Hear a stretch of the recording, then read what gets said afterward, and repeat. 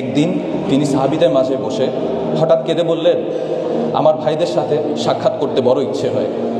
সাহাবীরা অবাক হয়ে জিজ্ঞেস করলেন, ইয়া রাসূলুল্লাহ, আমরা কি আপনার ভাই নই? তিনি বললেন, তোমরা তো আমার সাহাবী, আমার ভাই তো তারা যারা পরবর্তীতে আসবে, আমাকে না দেখেও তারা আমার প্রতি ঈমান আনবে।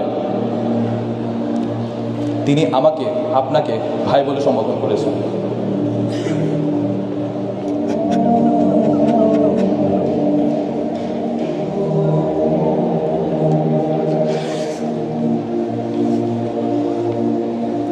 আম্মা জান আয়েশা রাদিয়াল্লাহু তাআলা আনহু একবার রাসূল সাল্লাল্লাহু আলাইহি ওয়াসাল্লামের কাছে দোয়া চাইলেন। তিনি এমন মন ভরে দোয়া করলেন যে আম্মা জান খুশিতে হেসে ফেললেন। নবীজি তখন জিজ্ঞেস করলেন, আয়েশা, আমার দোয়া কি তোমাকে আনন্দ দিয়েছে? আম্মা জান বললেন, অবশ্যই। তখন তিনি বললেন, আল্লাহর কসম, আমি প্রতি সালাতে আমার উম্মতের জন্য ঠিক এই দোয়াটিই করি।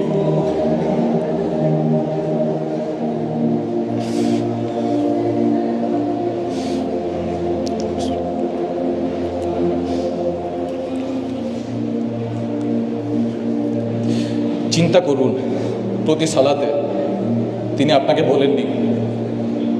1400 বছর আগে মদিনার নির্জন রাতে যখন সবাই ঘুমিয়ে, তখন একজন মানুষের চোখ ভিজে যেত আপনার ফিকিরে।